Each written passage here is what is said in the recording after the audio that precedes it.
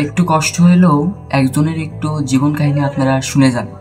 আর আপনাদেরও যদি জীবন কাহিনী তুলে ধরার ইচ্ছা থাকে তাহলে আমার মেসেজ বক্সে মেসেজ দিন, আমি আপনাদের ইনবক্সে এসএমএস দেব। যাই হোক, তো যে ভাইটার জীবন কাহিনী তার নাম হচ্ছে নিলয়, ঠিক আছে? তো ধরে নাও আমি নিলয়, ঠিক আছে? আমার নাম তো সাগর, ধরে নাও আমার নাম নিলয়। তারপরে কাহিনী হলো যে সে আমাকে বললো যে ভাই, আজ থেকে 3 বছর আগে আমি একটা মাহফিলে গেছিলাম। যাওয়ার পরে সেখানে মাহফিলের একটা ছবি উঠাইতেছে, দোকানপাটের ছবি উঠাইতেছে। তো সেই ছবির ভেতরে একটি মেয়েকে দেখতে পেলাম। তারপর আমার বন্ধুদের দেখাইতেছি যে দোস্ত দেখ, এই মেয়েটাকে ভালো লাগছে, এখন কী করা যায়? হ্যাঁ, বললো ঠিক আছে, আমরা খোঁজ খবর নিই, দেখি মেয়েটাকে। যেহেতু গ্রামের সাইডে মাহফিল, ঠিক আছে?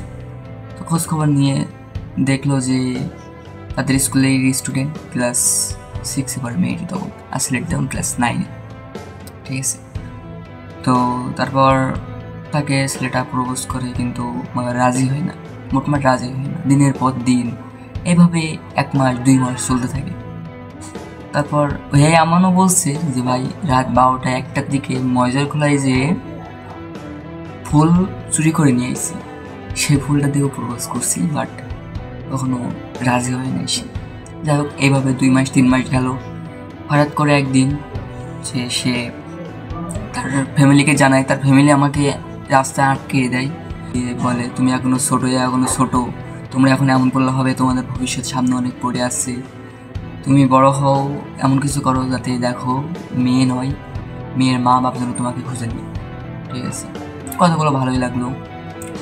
তারপর ঠিক আছে, তারপর তার মেয়ের পিছনে ঘোরা ছেড়ে দিলাম প্রায় 2 বছর। প্রায় 2 বছর পরে তার সাথে আমার বন্ধুরা আমাকে বললো যে দোস্ত, তুই করে মেয়ের সাথে আবার রিলেশন করবি? যে হ্যাঁ, কথায় কথায় কেমনে উঠে গেছে, হ্যাঁ করবো। পরে মেয়েকে যে বলে যে হ্যাঁ ঠিক আছে, আমি রাজি। তখন মেয়েটা আবার বললো যে তবে একটা সত্য আছে, সত্য হলো এই যে সবার সামনে হচ্ছে মেন রোডে আমাকে প্রপোজ করা লাগবে, যদি করতে পারে তাহলে আমি অ্যাকসেপ্ট করবো। পরে যে করলাম যে ঠিক আছে করবো, পরে যে কথা সেই কাজ। তো তাকে প্রপোজ করা হয়, সে রাজি হয়ে যায়। তারপর তাদের রিলেশন চলে 7 থেকে 8 মাস। তারপরে যে তাদের কোনো একটা কারণে, যেমন যেভাবে বলছিল যে মেয়েটা নাকি ছেলেকেও চাইছিল, পরিবারও চাইছিল, কিন্তু পরিবার এইসবগুলো জেনে গেছিলো বিধায় তাদের চাপ দিচ্ছিল ফ্যামিলি থেকে। তো ছেলেকেও চাই, আবার পরিবারকেও চাই সেই মেয়েটা, কিন্তু ছেলেটি বললো যে তুমি যে কোনো একটা বেছে নাও। সে পরে যে পরিবারটাই বাসে। তখন মেয়ে পড়তো ক্লাস 8-এ, আর ছেলে ইন্টার ফার্স্ট ইয়ার। তখন যে তাদের রিলেশন ব্রেকআপ হয়। তো সেই ছেলেটার লাইফে সেই মেয়েটা ছিল ফার্স্ট অ্যান্ড লাস্ট।